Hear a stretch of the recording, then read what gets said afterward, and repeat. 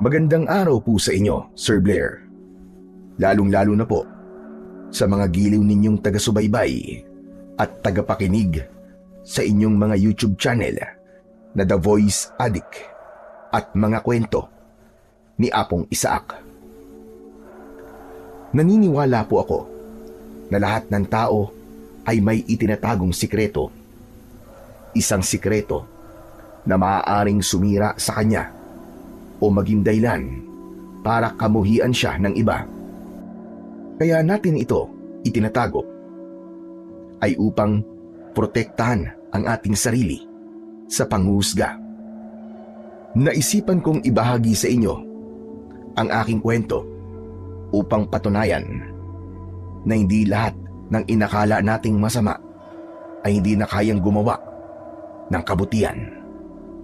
Sadyang ikinulong lang natin sila sa ating paniniwala na sila ay masama dahil yon ang ating nakasanayan at nakamulatan.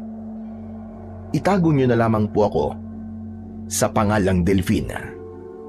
At ito ang aking kwento.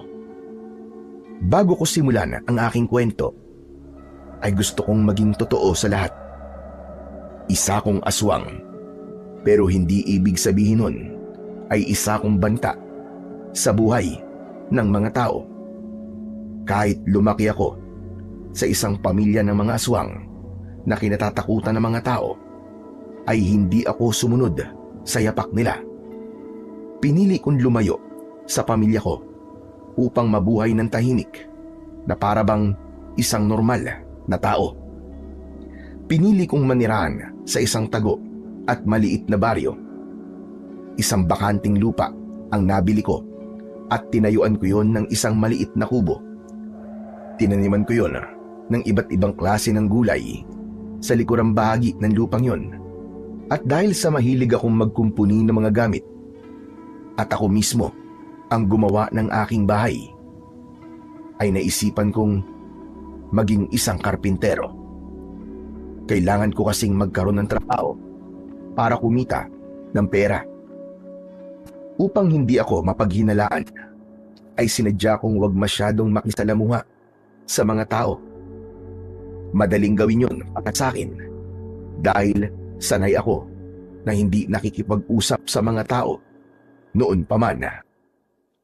Ngunit kahit nananahimik ako, ay sadyang may mga tao na hindi ko alam kung bakit nais na guluhin ang buhay ko. At isa na roon si Jo Marie. Kilala siya sa baring yon bilang basagulero at lasinggero. Isang hapon ay naglalakad ako pauwi sa aking bahay. Labis ang pagod ko dahil katatapos ko lang magtrabaho sa isang ginagawang bahay sa kabilang baryo. Napadaan ako sa isang maliit na tindahan. Nasa harapan ng tindahan si Jo Marie at nakikipag-inuman siya sa mga kaibigan niya. Maingay sila at malakas na nagtatawanan. Hindi ko sila pinansin. Bumili ako ng 1 kilo ng bigas sa tindahan. Pagkatapos kong bumili, ay aalis na sana ako. Pero humarang naman si Jo Marie sa dadaanan ko at inabot niya ang 1 baso ng alak. Teka, paring Delphine. Tumagay ka muna. Pasensya na, hindi ako umiinom ng alak eh. At wag mo akong tinatawag na pare. Dahil hindi tayo magkaibigan. Ang angas mo ah. Tumagay ka. Pinapaya mo ako sa mga kainuman ko eh. Saka alam mo ba, na kahit ilang taong ka nang nakatira rito, ay wala ka pa rin kaibigan? Dahil sa masyado kang maangas. Wala akong pakialam kung wala akong maging kaibigan. Kaya kong mabuhay na mag-isa. Huwag mo akong igaya sa'yo na hindi magiging masaya kung walang kaibigan. Parang sinabi mo na mas nakakataas ka sa amin ah. Bakit sino ka ba? Isa ka lang karpintero na walang alam kundi ang magpukpok ng pako maghapon. Mas gugustuhin ko pa magpukpok ng pako maghapon kaysa mag-inom araw-araw at pagkatapos ay magsisisigaw na parang nasisiraan ang ulo. Ako ba ang tinutukoy mo? Wala akong sinabing ikaw yon. Pero kung sa tingin mo ay tinamaan ka, Baka nga ikaw yun. Tumiim ang bagang ni Jomari. Naramdaman ko ang matinding galit niya. Nakita kong umangat ang kamay niya at susuntukin niya sana ako, pero mabilis kong sinalo ang kanyang kamao gamit ang isa kong kamay. Pinilit bawiin ni Jomari ang kamay niya, pero maigpit ko yung hinawakan at pinisil ng bahagya. Pailalim ko siyang tinignan at sa ganung tingin ay bumakas ang kaba sa mukha niya.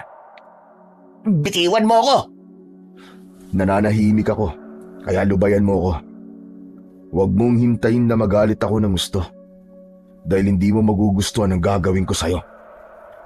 Maras kong binitiwan ang kamay ni Jomari at muntik pa siyang matumba. Kinantsawan at pinagtawanan siya ng mga kainuman niya, habang ako naman ay malalaki ang hakbang na naglakad palayo. Kung ako ang masusunod, ay ayokong nagkakaroon ng ganong engkwentro. Pero hindi ko rin kasi maiiwasan ang mga taong kagaya ni Jomari na tila ba nasisiyahan, naguluhin ang mga taong nananahimik. Maya-maya pa ay malapit na ako sa aking bahay na nasa dulong bahagi ng baryo. Doon ko piniling magtayo ng bahay dahil nung unang beses akong nakarating sa lugar na yon ay walang nakatayong bahay doon. Hanggang sa panahon na yon ay tanging bahay ko lang ang naroon. Napakunot noo ko nang nakita ko ang isang batang lalaki na may dalang sako na abala sa pagkalkal ng aking basurahan. Nagmamadali akong lumapit sa kanya at sinigawan ko siya. Hoy! Sino ka? Siguro ikaw yung nagnanakaw ng mga gulay ko, no? Hindi po ako yun. Nangangalakal lang po ako ng basura. Hindi po ako nagnanakaw. Sandali. Kilala kitang bata ka eh. Ikaw yung dating inireklamo ni Aling Donna na nagnakaw ng mangga nila. Kaya malamang, ikaw rin na nagnanakaw ng mga gulay ko. Ako nga po yun, pero ginawa ko lang po yun kasi hindi po tumapad si Aling Donna sa usapan namin eh. Ang sabi po niya, magtabas ako sa bakuran nila tapos hahayaan niya po akong kumuha ng mangga nila. Tapos, nung natapos na po ako magtabas, pinaalis na po niya ako. Hindi niya po ako binigyan ng mangga. Kaya naisipan ko po na bumalik para kumuha po ng mangga nila. Talagang nagawa mo pang magpaliwanag ha? Sa tingin mo ba maniniwala ako sa mga sinasabi mo? Pinagtatanggol ko lang naman po ang sarili ko. Dahil po kasi sa kasinungalingan ni Aling Donna, ay magnanakaw ng tingin sa akin ng lahat dito. Umalis ka na rito. At ayokong babalik ka pa sa bahay ko. Naiintindihan mo ba? Pero baka po pwedeng magalungkat po ako sa basurahan nyo. May mga bote po kasi ako ng alak na nakita. Nangangalakal lang po talaga ako. Wala po akong ibang ginagawa. Sa kahapon pa po ako hindi kumakain eh. Kapag marami po akong nakalakal ay maibibenta ko na po yun sa junk shop at makakabili na po ako ng pagkain kahit tinapay man lang. Tinitigan ko ang batang lalaki. Sa tansya ko ay nasa 10 taong gulang pa lamang siya. Gusgusin siya at napakadumi ng damit na suot niya. Naramdaman ko rin na hindi siya nagsisinungaling, kaya hindi ko naiwasang makaramdam ng awa sa kanya. Dahil halos 1 minuto na akong walang imik, ay naglakad na ang bata paalis. Bigla kong inusig ng aking konsensya. Halatang walang maayos na kain ng bata dahil sa payat ng kanyang katawan. Kaya kahit nangako ko noon na hindi ako makikialam sa problema ng ibang tao, ay binalik ko yon. Tinawag ko ang bata at agad siyang lumingon sa akin. Teka bata, sandali lang. Bakit po? Totoo ba ang sinabi mo? Nakahapon ka pa hindi kumakain? Opo. Pumasok ka muna sa bahay ko at kumain ka. Baka isipin mo masama akong tao. Dahil kahit nalaman kong hindi ka pa kumakain, ay hindi man lang kita tinulungan. Talaga po? Hindi ko po tatanggihan yan kasi gutom na po ako. Pero ayos lang po sa akin kung dito na lang po ako kakain sa labas ng bahay nyo. Nakakahiya po kasi ang dumi-dumi ko po. Huwag ka nang maarte, halika na. Sumunod ka sa akin sa loob. Sige po, kayo pong bahala. Nauna akong pumasok sa bahay ko at sumunod ang batang lalaki. Pinaupo ko siya at dumiretso ko sa kusina upang magluto. Nagsalang ako ng sinaing at nagbukas ako ng sardinas. Pumunta ako sa likod ng aking bahay at kumuha ako ron ng ilang piraso ng pechay. Naisip ko na igisa ang sardinas at lagyan yon ng pechay para kumasya yon sa aming dalawa. Bumalik ako sa kusina para hugasan ang mga pechay. Nagulat ako nang biglang nagsalita ang bata sa likuran ko. Baka po may maitutulong po ako sa inyo. Maghiwa ka ng bawang at sibuyas, pero maghugas ka muna ng kamay mo. Tumalima ang bata. Naghugas siya ng kamay sa batalan at sa kanya sinimulang gawin ang inutos ko. Hindi po ba karpintero po kayo? Minsan po kasi ay nakikita ko kayong gumagawa ng bahay kapag nangangalakal ako. Oo, yun ang ikinabubuhay ko. Ano po palang pangalan nyo? Ako po si Joseph, pero tawagin nyo na lamang po akong Otep. Kayo po, ano pong pangalan nyo? Kailangan mo pa bang malaman ang pangalan ko? Opo, para kapag nagdasal po ako sa simbahan, ay maisasama ko po kayo sa panalangin ko. Delphine ang pangalan ko. Tagasang ka ba? At nasa ang mga magulang mo? Bakit pinababayaan ka nila ng ganyang kadumi? Saka hindi ba dapat ay nag-aaral ka? Nagmumukha ka tuloy palaboy. Palaboy naman po talaga ako eh. Wala na po akong mga magulang. Ang totoo nga po niyan, hindi ko po nakilala kung sino po ang nanay at tatay ko. Lumaki po ako sa tita ko tapos palagi lang po niya akong sinasaktan. Kaya nag-less na lang po ako. Natakot po kasi ako na baka mamatay po ako sa pambubugbog niya eh. Sinasabi mo lang ba yan para maawa ako sa'yo? Hindi po. Nagsasabi po ako ng totoo, kuya. Nga po, hindi ko na lang po naranasan ng ganong klaseng pang mamalupit eh.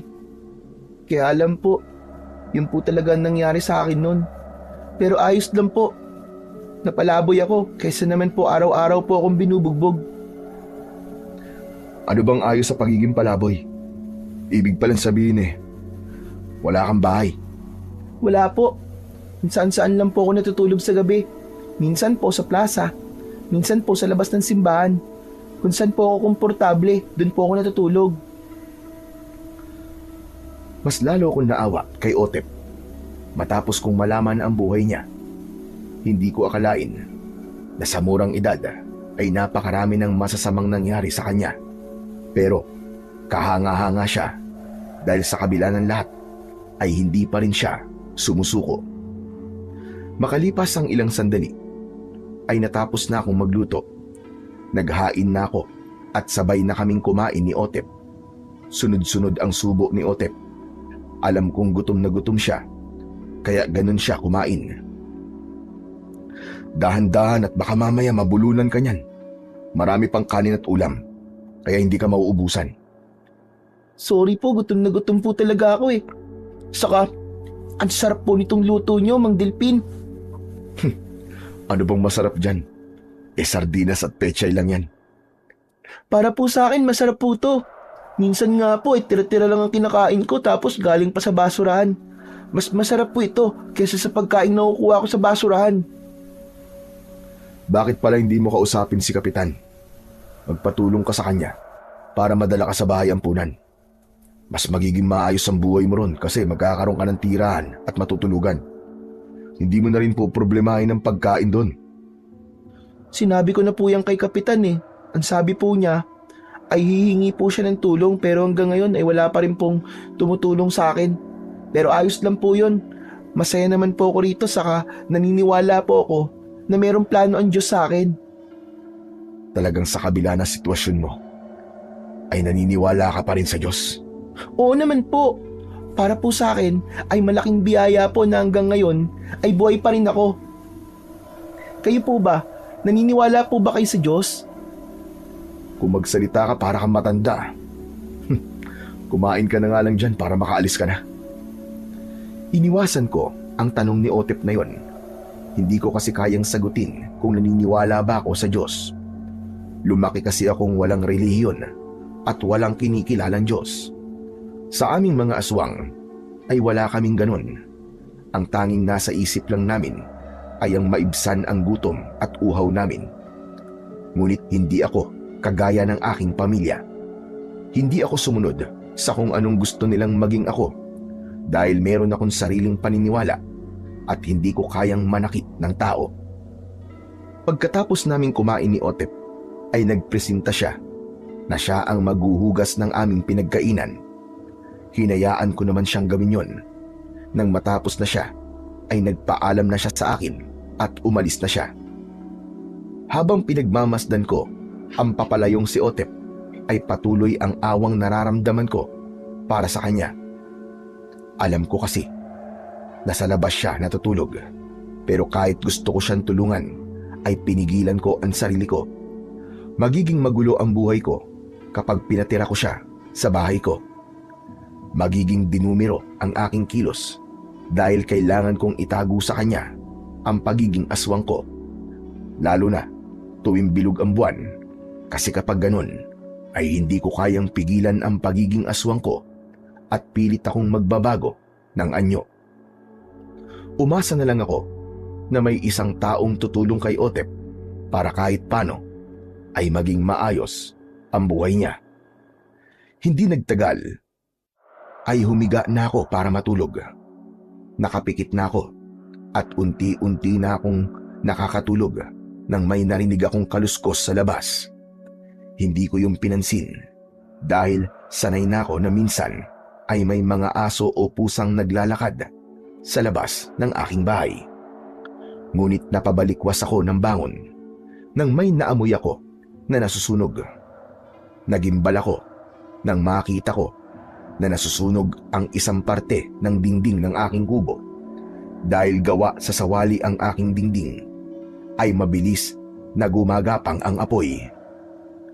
Nagmamadali akong lumabas at sumalok ako ng tubig mula sa balon na nasa tabi ng bahay ko.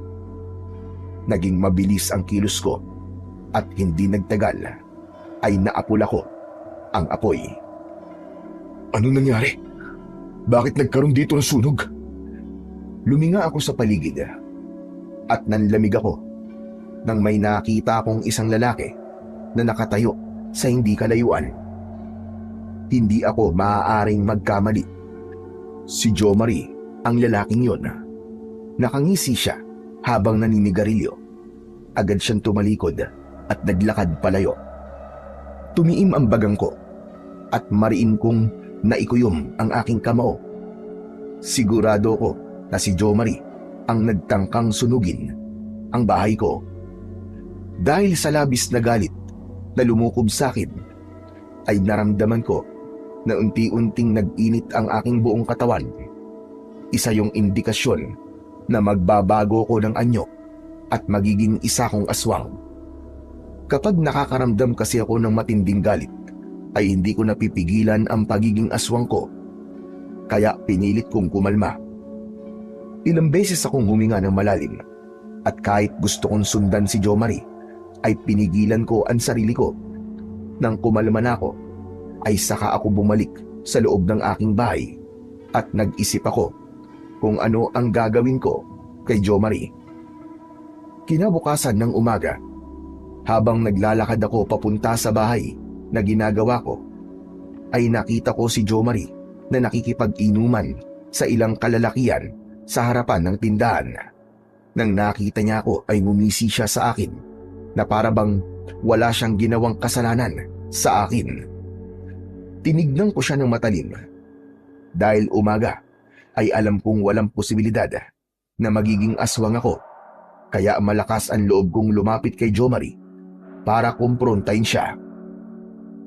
Anong ginagawa mo rito, ha? Gusto ba tumagay? Hoy, Betong, tagayan mo nga to si Delphin para makatikim naman to ng alak. Sinong demonyong sumapi sa'yo't naisipan mong sunugin ang bahay ko? Hindi mo ba naisip na maaari ko yung ikamatay? Ano? Ano ba sinasabi mo? Kami tong nag-iinom pero mukhang ikaw itong lasing ha. At bakit ko naman susunugin ang bahay mo, Aber? Dahil mainit ang dugo mo sa akin. Dahil nagkasagutan tayo kahapon. At huwag ka nang magsinungaling. Dahil ikaw lang ang nakita ko kagabi na malapit sa bahay ko. Namamalikbata ka lang. Paano mo ako makikita doon? Tulog na tulog ako kagabi sa bahay. Palabintang ka rin, no? Baka kasi gumagawa ka lang ng kwento. Bakit hindi ka pumunta ngayon sa bahay ko? Para makita mo na sunog ang isang parte ng dingding ko ron. Kung hindi pa ako nagising, malamang natusta na ako. Talagang inuutusan mo pa ako, ha? Ayoko nga pumunta sa bahay mo. Sige, sabihin na natin nagsasabi ka ng totoo at totoong muntik ka ng masunog. Baka naman dahil yun sa kapabayaan mo. Baka naiwan mong may sindi ang gasera mo. Huwag mong binabaluktot ang isip ko. Ito ang tandaan mo, Jo Marie.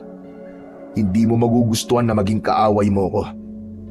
Wala kang alam sa kung ano ang kaya kong gawin. Kaya kung ako sa'yo, tigilan mo na ako. Dahil wala akong ginagawang masama sa'yo. Uy! Teka, pagbabantayan ha. Hoy kayo, narinig niyo ang sinabi nitong si Delphin ha? Pinagbantaan niya ako. Kapag may nangyaring masama sa akin, alam niyo na kung sino may gawa nun. Nakakalokong ngumisi si Jo Marie at mas lalong kumulo ang dugo ko sa inis. Kung tutuusin, kayang-kaya ko siyang patulugin gamit lamang ang isang suntok, pero hindi ko yung ginawa. Tumalikod na lang ako at naglakad ako palayo habang naririnig ko ang pagtawa ni Jo Marie at ng mga kainuman niya. Pagkarating ko sa aking trabaho, ay doon ko na lang itinuon ang aking atensyon. Napagtanto ko na tamang hindi ko sinaktan ng pisikal si Jo Marie dahil panigurado na kung ginawa ko yun ay mas lalo niya akong guguluhin. Pagsapit ng 5:00 ng hapon ay umuwi na ako.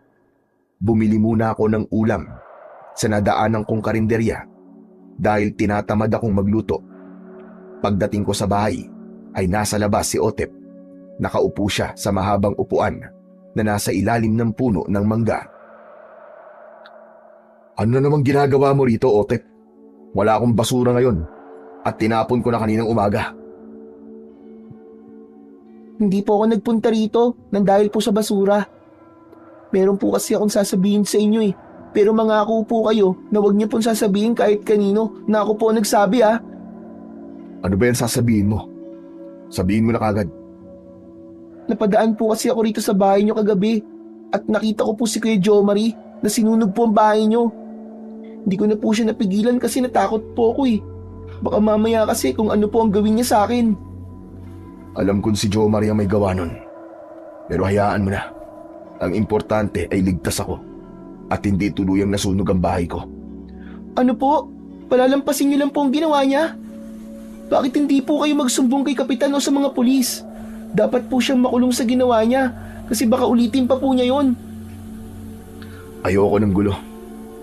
At ayoko nang mapag-uusapan ako. Pero dapat pa rin pong managot si Kuya Jo Marie sa ginawa niya. Pwede ba, Otep? Huwag ka nang makulit. Kapag sinabi kong ayoko, ayoko. Pasensya na po. Kayo lang po kasi ang inaalala ko. Baka ulitin po ni Kuya Jo Marie yung ginawa niya kung di po siya mapaparusahan. Wala akong pakialam kung gagawin niya ulit yon. Dahil sa susunod, ay hindi na ako papayag na magtagumpay pa siya. At isa pa, sino ka ba para mag-alala sa akin?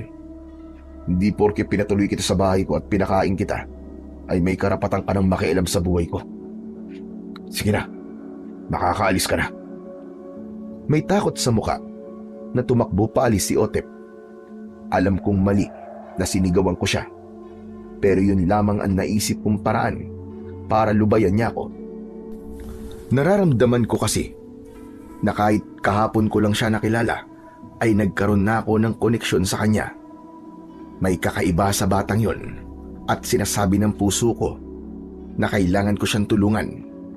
Pero ipinapaalala sa akin ng isip ko na ipapahamak ko lamang ang sarili ko kapag ginawa ko yun. Nang tuluyan ng kumalat ang dilim sa paligid, ay doon ko nalaman Nabilog ang buwan sa gabing yon. Inihanda ko ang aking sarili dahil sigurado ko na anumang oras ay magiging isa kong aswang at hindi ko mapipigilan ang gutom at uhaw na aking mararamdaman. Pero kapag nangyari yon, ay kaya kong kontrolin ang aking sarili at nagpupunta ko sa gubat upang maghanap ng ligaw na hayop.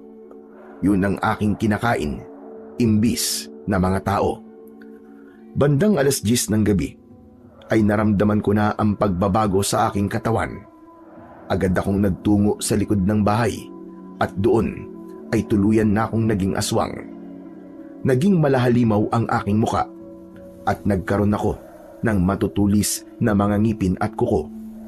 Tumakbo ako papunta sa gubat upang maghanap ng hayop na maaari kong kainin. Hindi ako nahirapang maghanap dahil agad akong nakakita ng isang baboy ramo. Sinunggaban ko yun at kinagat ko siya sa leeg. Sinipsip ko ang dugo niya at naibsan nun ang pagkauhaw ko sa dugo. Kinain ko rin ang laman niya at nang nawala na ang init ng aking katawan ay naglakad na ako pabalik sa aking bahay. Malayo pa lang ay nakita ko si Jo Marie na nakatayo sa harapan ng aking bahay. Sinasabi ko na nga ba? Hindi pa rin titigil ang damuhong yun hanggat hindi niya nasusunog ng tuluyan ang bahay ko. Ang dapat sa'yo ay sinisindak na kaunti. Mabilis akong tumakbo papunta kay Jo Marie. Bago pa siya makalapit sa bahay ko, ay nakalapit na ako sa kanya. Huminto ako ng ilang dipaan layo sa kanya. May dala siyang posporo at papel. Malakas akong umangil, kaya napalingon si Jo Marie sa akin.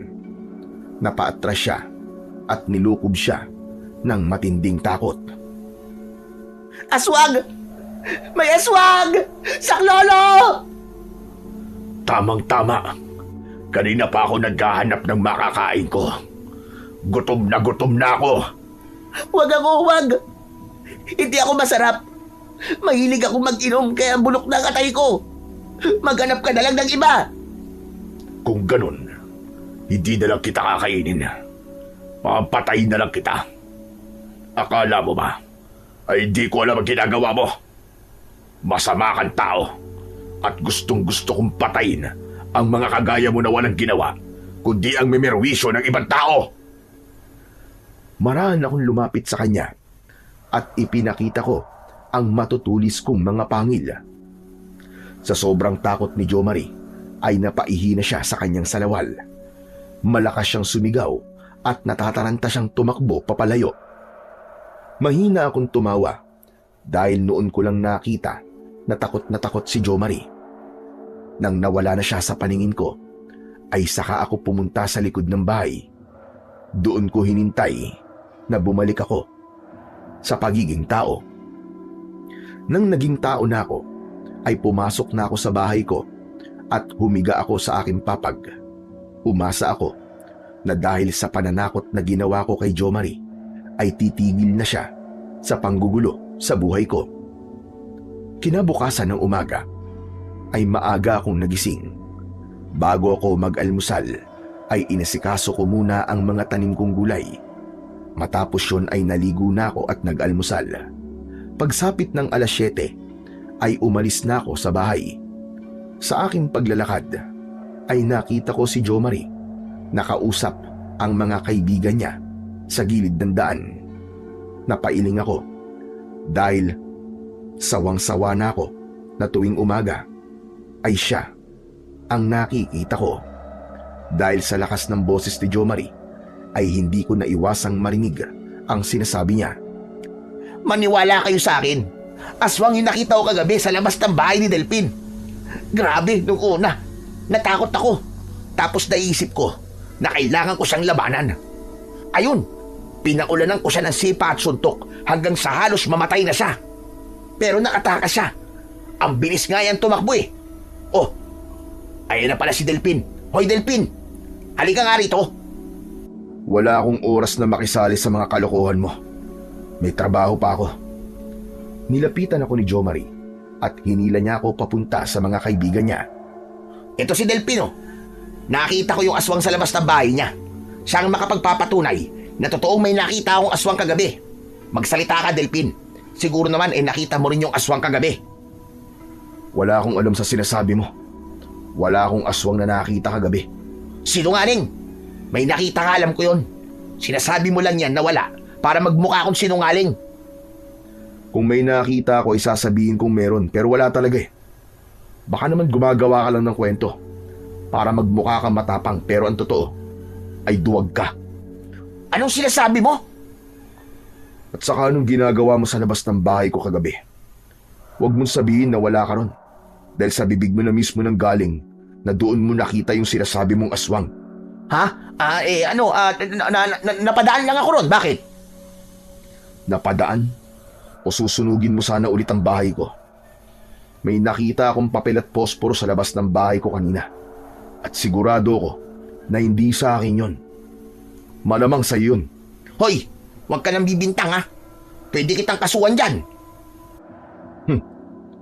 Wala ka bang alam sa batas? Ikaw ang pwede kong kasuhan dahil pumapasok ka sa bakuran ng ibang tao. Trespassing ang tawag doon. Talagang sinusubukan mo ako, no? Di ba sinabi ko na sa'yo, natigilan mo na ako? Hihintayin mo pa bang may gawin ako sa'yo na pagsisisihan mo? Basta, hindi ako nagsunog sa bahay mo. Diyan na nga kayo. Kung ayaw nyo maniwala na nakakita ako ng aswang kagabi, ay bahala kayo sa buhay nyo. Nagmamadaling umalis si Jo Marie. Sigurado ko na natakot siya nang napagtanto niya na pwede ko siyang idemanda sa ginawa niyang pagpasok sa bakuran ko nang hindi ko alam. Tila naging epektibo ang pananakot ko kay Jo Marie na ipakukulong ko siya dahil simula noon ay hindi na niya ako ginambala. Kahit nakikita niya ako ay hindi niya na ako kinakausap para yabangan. Kahit papano ay naging tahimik na ang buhay ko sa lugar na yon at umasa ako na magpapatuloy yon. Mabilis na lumipas ang mga araw at sumapit na naman ang kabilugan ng buwan. Labag man sa kalooban ko ay nag-anyong aswang na naman ako. Pumunta ako sa gubat at doon ay muli akong naghanap ng ligaw na hayop.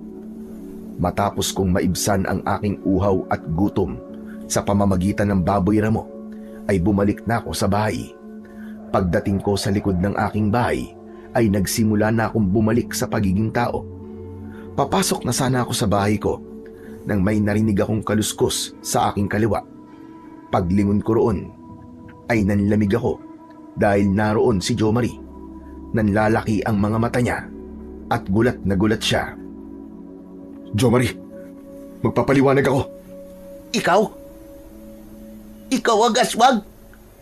Anak ng putya, sinasabi ko na nga ba? May tinatago kang sikreto. Makinig ka muna sa akin. Hayaan mo ako magpaliwanag. Oo, aswang ako. Pero hindi ako pumapatay ng mga tao. Anong hindi pumapatay? Muntik mo na nga akong patayin kung di ako nakatakas sa'yo. Ikaw yung aswang na nakita ko sa labas ng bahay mo. Sinabi ko lang yon para takutin ka. Hindi talaga kita papatayin. Sinungaling! Kailangan itong malaman ng lahat. Kailangan nilang malaman na may aswang dito sa baryo namin. Kaya pala palagi mo sinasabi na huwag kitang ginagalit. Kasi isa kang aswang. Malamang balak mo na talaga akong patayin, ano? Dahil pikon na pikon ka na sa akin. Tumahimik ka nga muna. Hayaan mo ako magpaliwanag. Hindi ko na kailangan marinig ang paliwanag mo. Sapat nang nakita ko na naaswang ka. Yari ka talaga kapag dalaman ng mga tao kung ano ka talaga. Papalayasin ka nila rito. Ay hindi. Susunugin ka nila sa loob ng bahay mo. Ganun ang dapat na ginagawa sa mga katulad mong aswang. Para wala ka nang maging biktima. Jo Marie, pwede ba makinig ka muna sa akin? Jo Marie! Nagmamadaling tumalikod si Jo Marie. Hinabol ko siya at hinawakan ko siya sa balikat. Pagharap niya ay inundayan niya ako ng malakas na suntok sa muka. Bagya ako na paatras. Sinunggaban ko si Jo Marie at sabay kaming bumagsak sa lupa. Nasa ibabaw niya ako.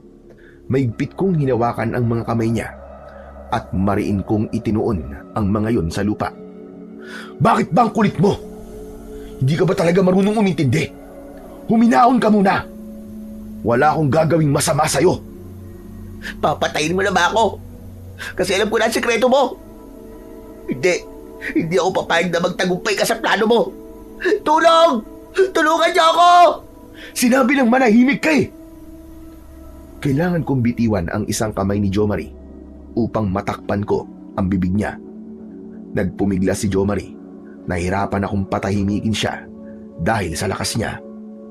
Impit akong napasigaw nang tinuhod niya ang pagitan ng aking mga hita. Sandaling nagdilim ang paningin ko at yun ang naging dahilan para makawala si Jomari at makatakbo. Jomari, teka!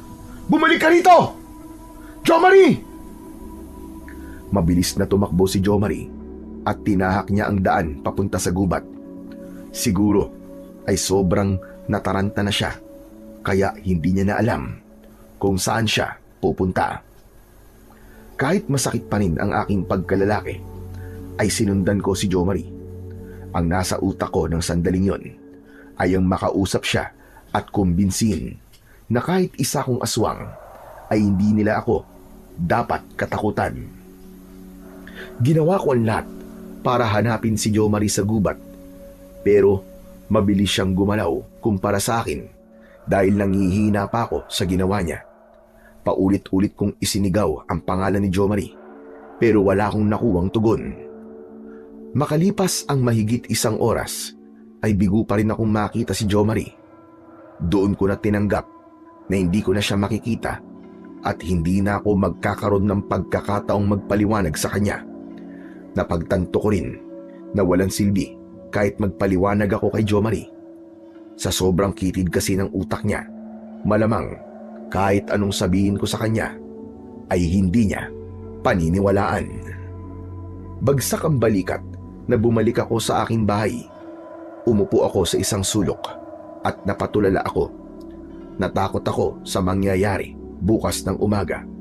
Sa oras na sabihin ni Jomari sa lahat na isa akong aswang, ay wala akong magagawa kundi lumisan sa lugar na yon at maghanap ng panibagong lugar kung saan ako muling maninirahan.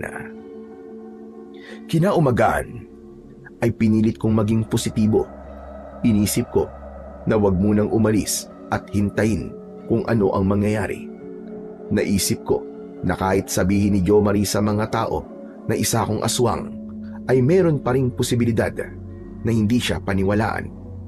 Ginawa ko ang karaniwang ginagawa ko. Inasikaso ko ang mga tanim ko. Naligo, nag-almusal at naglakad papunta sa trabaho.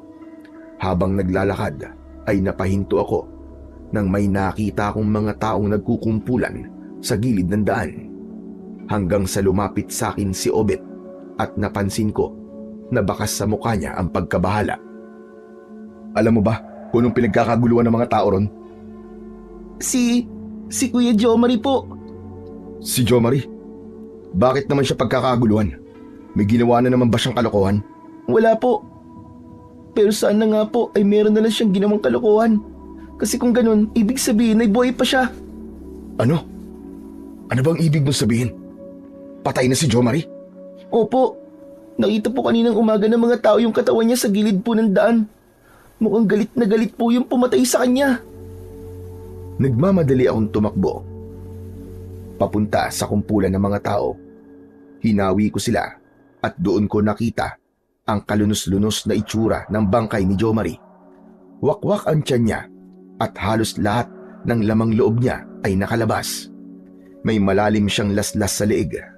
Nakadilat ang mga mata niya na para bang takot na takot siya bago siya nalagutan ng hininga. Napaatras ako nang napansin ko ang mga kaibigan ni Jomari na nagbubulungan habang nakatingin sa akin. Alam ko na ako ang pinaghihinalaan nilang gumawa nun dahil naroon sila nang nagbanta ako kay Jomari. Pero sigurado ko na aswang ang kumatay kay Jomari at sigurado kong hindi ako ang aswang na yon. Hinabol ko siya sa gubat pero hindi ko siya nakita. Umalis na ako sa kumpulan ng mga tao at nakatulala akong naglakad. Napapitlag ako nang biglang tumabi sa akin si Otep. Hindi po ba nakakaawa po ang nangyari kay Kuya Jomari? Para po siyang kinatay na hayop. Sino po kaya ang gagawa nun sa kanya? Parang ang hirap malaman kung sino kasi marami po siyang kaaway. Hindi tao ang pumatay sa kanya, kundi isang aswang. Ano po? Aswang? Hindi naman po totoong aswang, di ba? Totoo sila, Otep. Kaya ikaw, mag-iingat ka. Lalo na't sa labas ka natutulog. Siguraduhin mo na ligtas ang lugar na tutulugan mo. Binilisan ko ang aking paglalakad hanggang sa nakalayo na ako kay Otep. Isang malaking palaisipan para sa akin kung ano nga ba ang nangyari kagabi at kung bakit pinatay ng aswang si Jomari. Pagsapit ng hapon, habang abala ko sa pagtatrabaho, ay may dumating na mga pulis na nag-iimbestiga sa pagpatay kay Jomari. Sinabi nila na pinagbantaan ko si Jomari kaya maaaring isa ako sa magiging sospek. Sinagot ko ng tapat ang lahat ng tanong nila sa akin. Sa mga sumunod na araw, ay naging puspusan ang pag-iimbestiga ng mga pulis sa akin, pero wala silang nakitang ebidensya na magdidiin sa akin na ako nga ang pumatay kay Jomari. Dahil doon ay naalis na ako sa listahan ng mga sospek. Isa pa, sadyang maraming kaaway si Jomari kaya hindi na malaman ng mga pulis kung sino sa mga yon ang totoong salarin. Isang gabi, habang mahimbing akong natutulog ay nagising ako dahil sa malakas na pagkatok sa pinto ng aking bahay. Mang Delpin!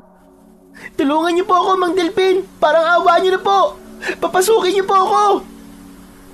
Nagmamadali akong tumayo at pagbukas ko ng pinto ay agad na pumasok si Otep kahit hindi ko sinabing pumasok siya. Siya na rin ang nagsarado ng pinto. Tagaktak ang pawis niya sa muka at nanginginig siya sa sobrang takot. Anong kalokohan to? Bakit nang aabala ka nang natutulog? Hindi mo ba alam kung anong oras na? Pasensya na po kayo. Ikaw lang po ang alam ko kasing makakatulong sa akin. Bakit? Ano ba nangyari sa'yo? Habang natutulog po ako sa labas ng simbahan, ay nagising po ako. Tapos may nakita po ako nakakatakot na nilalang na papalapit sa akin. Para po siyang halimaw. Sa tingin ko po, ayun po yung aswang na sinasabi niyong pumatay kay Kuya Jomari. Kaya, tumakbo po kagad ako rito kasi hinabol po niya ako. Salamat po kasi pinapasok niyo po ako kasi kung hindi, ay matutulad na po ako sa nangyari kay Kuya Jomari. Kung ganun, tama nga ang hinala ko. May aswang nga ngayon sa lugar na ito. Mang Delpin, pwede po bang dito muna ako sa bahay mo magpalipas ng gabi? Natatakot po kasi ako lumabas ulit kasi baka makita na naman po ako nung aswang. Sa tingin mo ba ay hahayaan pa kitang lumabas matapos ng sinabi mo? Dito ka na muna matulog. Mas ligtas ka rito. Maraming salamat po. Sobrang bait niyo po talaga sa akin. Sa labis na kasiyahan ni Otep, ay hindi na niya napigilang yakapin ako ng mahigpit. Natigilan ako at hindi ko inasahan na gumaan ang pakiramdam ko sa simpleng yakap na yon mula kay Otep.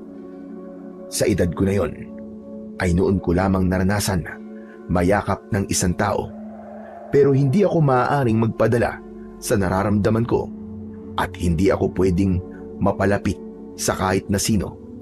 Kaya inalis ko ang pagkakayakap ni Otep sa akin. Ang lakas ng loob mong yumakap sa akin, ang baho-baho mo naman. Ay, sorry po. Sobrang saya ko lang po kasi tinulungan niyo po ako eh. Maligo ka muna at hindi ako papayag na tatabi ka sa akin sa pagtulog. Nagganyan ang amoy mo. Nasa likod ng bahay ko ang banyo. Maligo ka ron. Sige po, maliligo po muna ako. Agad na nagpunta si Otep sa banyo. Dinalahan ko siya roon ng tuwalya. Binigyan ko rin siya ng damit at shorts. Malaki yon sa kanya dahil sa akin ang mga damit na yon.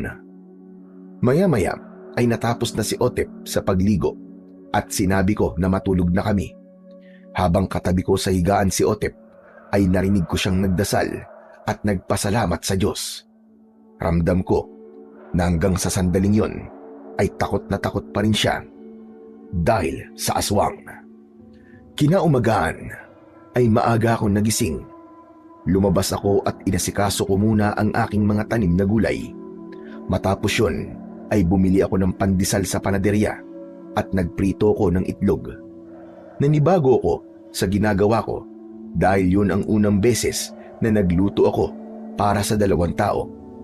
Nang nagising na si Otep ay inaya ko siyang kumain. Magkasama kaming dumulog sa pagkainan. Maraming salamat po ulit, Mang Delpin. Utang ko po sa inyong buhay ko. Sa totoo lang po, hindi ko po akalain na mabait po pala kayo. Nung hindi ko pa po kayo kilala, ay parang masama po kayong tao. Palagi po kasi kayong seryoso at parang matalim po kayong tumingin. Hindi porke tinulungan kita ay mabait na agad ako. Sus, sinasabi niyo lang po yan kasi hindi po kayo sanay na nasasabihan po kayo ng mabait kayo. Alam mo ikaw, ang bata-bata mo pa, pero ang dami mo nang alam. Dapat lang po. Sa dami po ba naman na ng hindi magagandang bagay na nangyari sa buhay ko, malamang ay dapat lang na marami na po akong alam. Pero Mang Delpin, maiba po ko. Alam niyo po ba na hanggang ngayon ay may mga nagsasabi pa rin po na baka kayo po ang pumatay kay Kuya Jomari? Wala na akong pakialam sa kanila. Isipin nilang gusto nilang isipin. Ang mahalaga ay hinarap ko ang imbestigasyon ng mga pulis at sila mismo ang nakapagpatunay na wala akong kinalaman sa pagkamatay ni Jomari. Sa bagay, kahit naman po ako hindi po naniniwalang kayo po ang pumatay kay Kuya Jomari. Saan sabi niyo po, aswang po may gawa nun, di ba? Eh hindi naman po kayo aswang eh. Pero paano niyo po nasabing aswang po ang pumatay kay Kuya Jomari? Madali lang. Yung paraan ng pagkakapatay sa kanya. Aswang lamang ang gagawa nun sa isang tao. Saka napakadami niyang kagat at kalmot sa iba't ibang parte ng katawan niya. Kaya malamang ay nanlaban siya sa aswang bago siya tuluyang pinatay. Alam ko yun. Kasi sa lugar kung saan ako nanggaling ay may mga aswang na umaatake. Nakakatakot po pala talaga ang aswang. Naku, hindi ko na po tuloy alam kung saan po ako matutulog mamayang gabi. Napatitig ako sandali kay Otep at nakita ko ang takot sa kanyang muka. Hindi yun isang takot para kaawaan ko siya, kundi totoong takot yun. Alam ko rin na malaki ang tsansang mamatay si Otep kung patuloy siyang matutulog sa labas at walang tutulong sa kanya para magkaroon siya ng tirahan. Huwag mo nang isipin kung saan ka matutulog mamayang gabi. Total, dito ka natulog kagabi, ay dito ka na muna sa bahay ko tumira para hindi ka na sa labas matutulog. Alangan naman pabayaan kita. Tinulungan na kita, kaya itutuloy-tuloy ko na. Talaga po? Seryoso po ba kayo sa sinabi nyo? Bakit parang ayaw mo maniwala? Gusto mo bang bawiin ko ang sinabi ko? Ay hindi po, hindi po. Hindi lang po talaga ako makapaniwala na may kagaya niyo pong tao rito na tutulong po sa akin. Kahit hindi niyo naman po ako kilala talaga. Bata ka pa kasi at ayokong may mangyayaring masama sa'yo. Pero itong tandaan mo, ayoko nang malikot ang kamay. Kapag may ninakaw ka rito ay palalayasin kagad kita. Ayoko rin ng maraming tanong. Ayoko nung nakikialam sa buhay ko. At pansamantala lamang to. Sa sandaling wala na ang aswang dito, ay aalis ka na sa bahay ko. Nagkakaintindihan ba tayo? Opo, naiintindihan ko po. Maraming salamat po talaga, Mang Delpin. Maluwa-luwa si Otep sa sobrang kasiyahan. Maging ako ay napakasaya at hindi ko inakala na ganun pala ang pakiramdam ng nakatulong sa isang tao. Nakakatuwa na kahit paano ay nakapagbigay ako ng pag-asa sa isang batang gaya ni Otep. Nang sandaling yon ay hindi ko na inisip na baka matuklasan ni Otep na isa kong aswang dahil mas nanaig sa akin ang kagustuhan ko na masiguro ko ang kanyang kaligtasan. Nang umalis ako sa aking bahay para magtrabaho, ay kampante ako na walang gagawing masama roon si Otep kahit mag-isa lang siya. Kahit maikling panahon ko pa lamang siya na nakilala, ay ramdam ko na isa siyang mabuting bata. Habang naglalakad ay napansin ko ang mapanghusgang tingin ng mga tao sa akin. Doon ko napagtanto na tama nga si Otep. Kahit napatunayan ko na sa mga pulis na hindi ako ang pumatay kay Jo Marie, ay pinag-iisipan pa rin nila ako ng masama. Pero wala na akong magagawa sa bagay na yon dahil hindi ko hawak ang kontrol sa kanilang mga pag-iisip. Pagdating ko sa aking trabaho, ay inabot na kagad sa akin ng aming amo ang sahod namin para sa 1 linggo. Bukas pa dapat niya yon ibibigay, pero aniya ay wala siya bukas dahil meron siyang pupuntahan. Pagkatapos ng trabaho ay hindi muna ako umuwi. Nagtungo ako sa bayan at bumili ako ng mumurahing damit na para sa bata. Sinamahan ko na rin yon ng ilang piraso ng underwear. Nang nakauwi na ako sa bahay, ay napansin ko na malinis ang paligid. Maging ang mga gamit ay nasa maayos na pwesto na. Mabuti naman at naglinis at nag-ayos ka rito. Pero ipapaalala ko lang sa'yo na hindi kita pinapatira rito para gawin kang alipin, ha? Baka iniisip mo na may kapalit ang pagtulong ko sa'yo. Wala akong hinihinging kapalit na kahit na ano. Alam ko naman po yun. Sa kakusang loob ko po itong ginawa. Ito lang po kasi ang naiisip kong pambawi sa kabutihan niyo po sa akin. Mabuti na nagkakaintindihan tayo. Oo nga pala. Para sa ito. Ano po itong nasa plastic? Buksan mo nang malaman mo. Di yung nagtatanong ka pa. Nang buksan ni Otep ang plastic, ay nanlaki ang kanyang mga mata at nagliwanag ang mukha niya. Mga damit? Ang dami! Akin po ba talaga ang lahat ng to? Malamang, sa palagay mo ba ay kakasya ang mga yan sa akin? Ikaw lang naman ang bata sa bahay na to. Naku, maraming salamat po, Mandelpin. Sobrang saya ko po kasi ngayon lang po ako nakatanggap ng regalo. Pero bakit niyo po ako binila ng mga ganito? Okay naman na po ako sa mga damit niyo eh. Anong okay? Hindi ka mukhang okay sa malalaking damit dahil nagbumukha kang naglalakad na sampayan. At huwag ka na magtanong kung bakit kita binila ng mga yan. Ang importante ay meron ka ng masusuot na maayos na damit simula ngayon. Tumayo si Otep at lumapit siya sa akin. Yayakapin niya sana ako, pero mabilis kong hinawakan ang mga braso niya. Ano na naman gagawin mo? Yayakapin ko lang po kayo bilang pasasalamat. Tumigil ka. Isa pa yan sa ayoko, ha? Ayoko nang niyayakap ako. Hindi ako komportable. Pero nakakapagpagaan po ng pakiramdam ang yakap. Hindi mabigat ang pakiramdam ko kaya hindi ko kailangan ng yakap mo. Basta, ayoko nang niyayakap mo ko. Nagkakaintindihan ba tayo, Otep? Okay po, kayo po ang bahala. O sige na, ayusin mo na yung mga damit mo at magpapahinga lang ako sandali. Huwag ka nang umalis at kakain na rin tayo maya-maya. Sinunod ni Otep ang sinabi ko. Naupo muna ako at habang pinanonood ko ang pag-ayos ni Otep sa kanyang mga damit ay napangiti ako. Pakiramdam ko ay nagkaroon ako bigla ng isang anak sa katauhan niya. Wala akong alam sa pagiging isang ama, pero tila bigla akong nagkaroon ng kaalaman kung paano maging tatay simula nang nagdesisyon akong patirahin si Otep sa aking bahay. Ganun pa man, wala akong pinagsisisihan. Kahit paano ay naging malapit na ang bata sa akin at wala akong ibang gusto kundi ang protektahan siya sa kahit na anong panganib na maaaring dumating. Sa mga lumipas na araw ay naging maugong ang usap-usapan na may aswang sa aming baryo. Marami ang nakapagsabing nakita nila ang naturang aswang. Dahil dun ay mabilis na kumalat ang takot sa mga tao.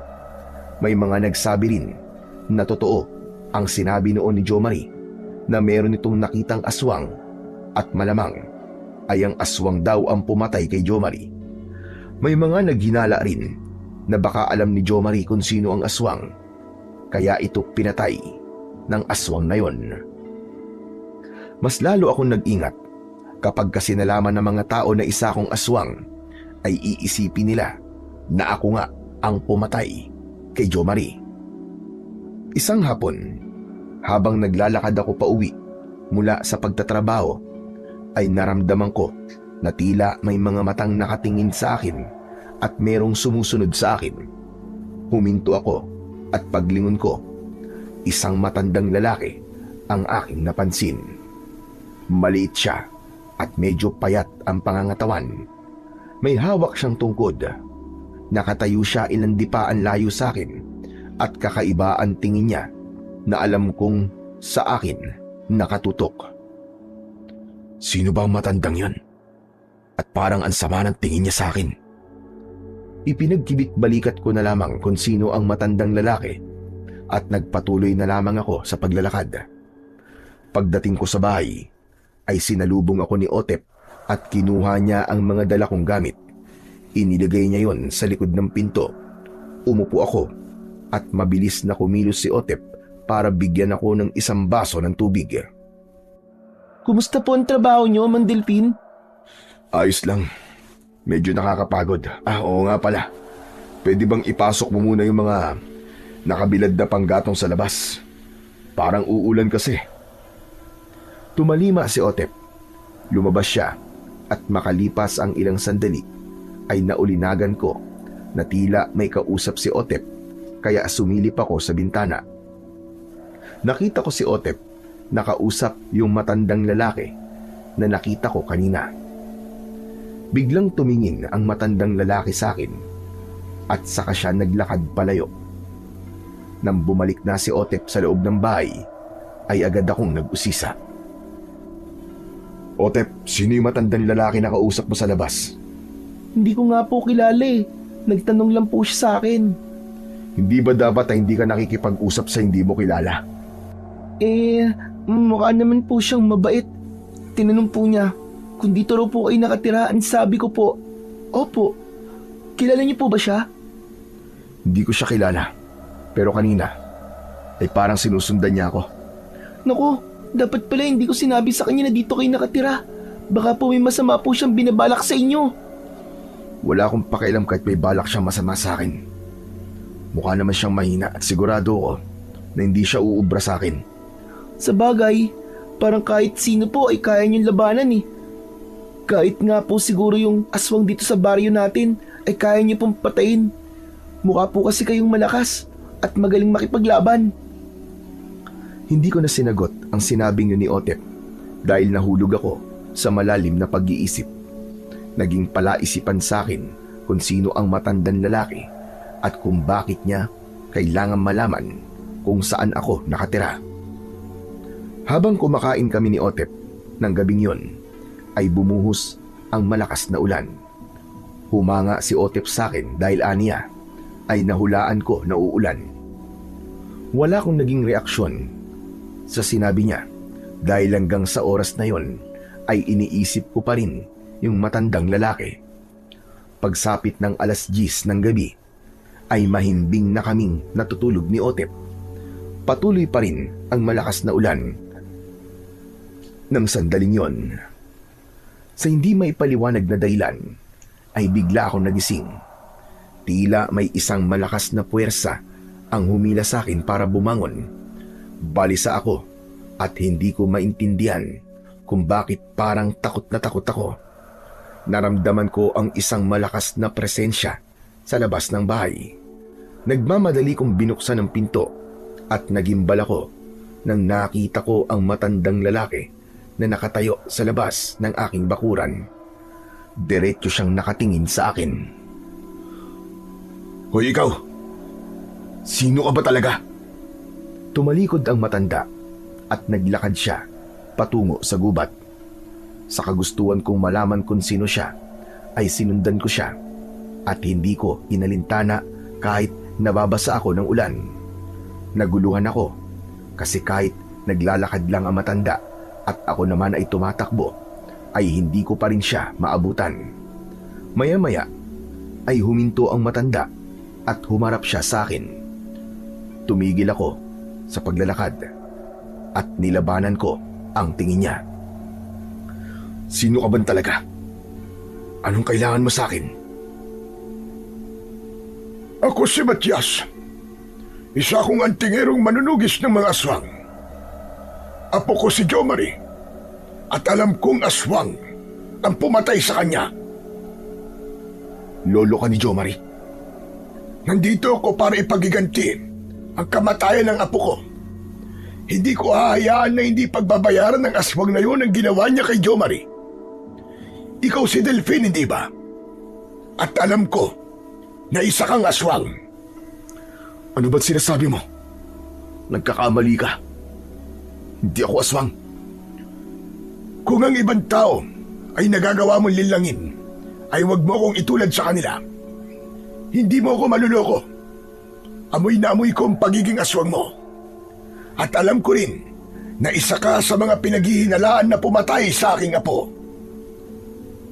Hindi ako aswang. At hindi ako ang pumatay kay Jomari.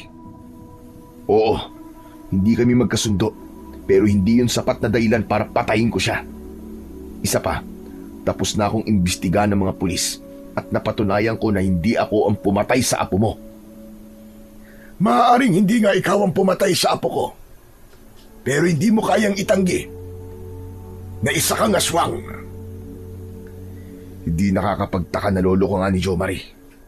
Pareho kayong makulit. Sinasayang ko lang ang oras ko sa'yo. Tatalikod na sana ako, pero biglang hinugot ni Matias ang nakatagong espada sa loob ng kanyang tungkod. Marahan niyang pinadaan ang talim ng espada sa katawan ng tungkod na yari sa bakal. Lumikha yun ng nakakangilong ingay. Napasigaw ako dahil tila pumapasok sa kaloob-looban ng aking tenga ang tunog na yon. Sa isang iglap ay nag-anyong aswang ako at sigurado ko na ang tunog ang dahilan kung bakit ako naging aswang kahit ayaw ko. Huminto si Matias sa kanyang ginagawa at nakakaloko siyang ngumisi sa akin.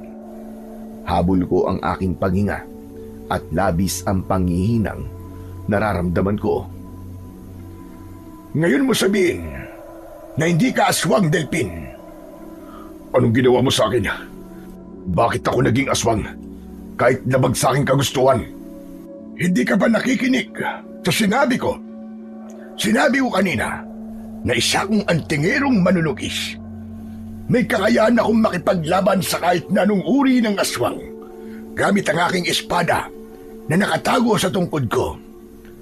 Ang ingay na nilikha kanina ng dalawang bagay na ito ay isang paraan upang mapilitang ipakita ng isang aswang ang totoo niyang anyo. Ngayon alam mo na isa akong aswang. Ano ang gagawin mo sa akin? Papatayin mo ba ako? Hindi ako basta-basta pumapatay ng aswang, lalo na't wala naman silang ginagawang mali o masama. Hindi ako tatagal bilang isang antingerong manunugis nang hindi ko nalalaman na hindi lahat ng aswang ay masama. May iba na piniling mabuhay nang hindi pumapatay ng mga tao. Alam mo naman pala ang bagay na yan. Siguro naman ay naniniwala kang hindi ako ang pumatay sa apo mo. Sa ngayon ay hindi ko masasabing maniniwala ako sa mga sinasabi mo sa akin. Hindi ko masasabi kung nagsasabi ka ng totoo o hindi, dahil hindi na yan saklaw ng aking kakayahan. Pero ang gusto kong sabihin ulit sa iyo na nandito ako para alamin at parusahan ang pumatay sa apo ko. At isa ka sa mga babantayan ko, kaya huwag kang magiging kampante. Kapag nalaman ko na ikaw ang pumatay kay Jomari, papatayin din kita. Bakit hindi mo pa ako patayin ngayon? Total alam mo ng isa akong aswang. Hindi ba't yan naman talagang ginagawa mo? Ang patayin ng mga kagaya ko. Hindi ko alam kung hindi ka ba talaga nakikinig sa mga sinasabi ko o sadyang hindi ka makapag-isip ng maayos dahil nabibigla ka sa mga nangyayari. Oo, tama ka. Pinapatay ko ang mga aswang, pero hindi ako basta-basta pumapatay. Kung isa kang aswang at alam mong wala kang ginagawang masama, ay wala kang dapat na ikatakot sa akin. Hindi ako natatakot sa iyo, pero alam ko sa akin sarili na wala akong ginagawang masama. Hindi ako ang pumatay kay Jomari. Wala akong dahilan para gawin yun. Ako ang makapagsasabi niyan base sa aking pagmamatsyag. Kaya mag-iingat ka. Hindi magtatagal ay malalaman ko rin ang buong katotohanan. Naglakad palapit sa akin ang matandang si Matias. Ang akala ko ay kung ano na ang gagawin niya sa akin, pero nilagpasan niya lang ako at naglakad na siya palayo. Nang nawala na siya, ay doon lang bumalik sa normal ang aking paghinga. Unti-unti ay bumalik na ako sa pagiging tao. Nasapo ko ang aking muka. Hindi ko kasi akalain na isang antingerong manunugis ang lolo ni Jo Marie. Pero alam ko na wala akong dapat ikatakot kung ang dahilan kung bakit nasa baryo namin si Matias ay ang parusahan ng pumatay sa kanyang apo. Alam ko sa akin sarili na wala akong kinalaman doon. Ang kinakatakot ko ay meron ng nakakaalam sa sikreto ko at wala akong ideya sa tumatakbo sa utak ni Mang Matias. Hindi ako sigurado kung balak ba niyang sabihin sa lahat ang pagiging aswang ko. Kinalma ko muna ang aking sarili bago ako nagdesisyon na umuwi sa aking bahay.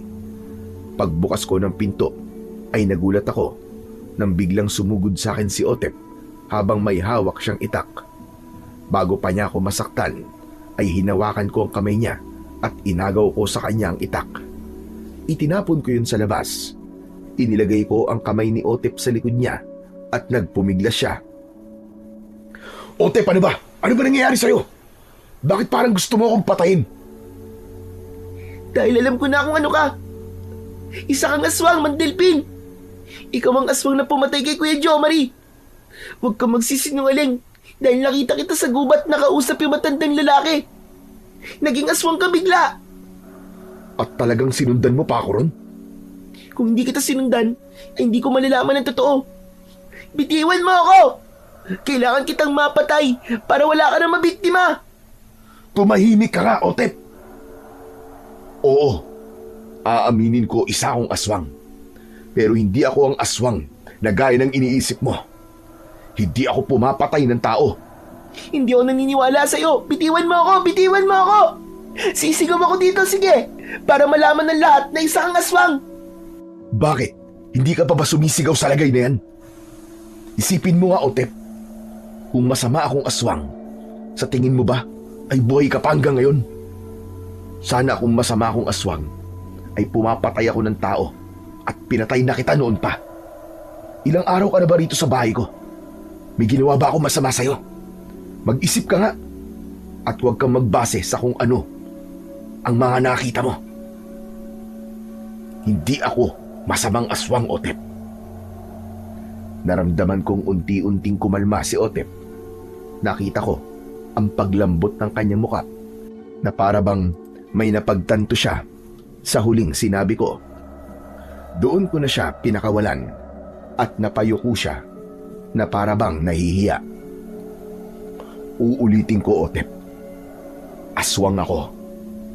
Pero hindi ako pumapatay ng tao. Huwag mo akong itulad sa ibang aswang. Hindi kita kayang saktan, Otep. Maniwala ka. Pasensya na po kayo, Mang Delpin. Nang malaman ko po kasi na aswang ka, ay natakot po ako. Sorry po talaga kung muntik ko na po kayong patayin. At sa tingin mo ba'y magtatagumpay kang patayin ako? Hindi mo ako kayang patayin. At huwag kang mag-alala dahil naiintindihan ko naging reaksyon mo. Ang totoo nga niya na humahanga ako sa'yo. Kasi kaya mo palang ipagtanggol ang sarili mo. Pero kung aswang po kayo, bakit hindi po kayo pumapatay ng tao? Hindi po ba? Tao po ang ginagawa niyong pagkain? Nagkakamali ka, Otep. Hindi lahat ng aswang ay kailangan pumatay ng tao. May mga aswang na kagaya ko na mas piniling hindi maging banta sa buhay ng mga tao.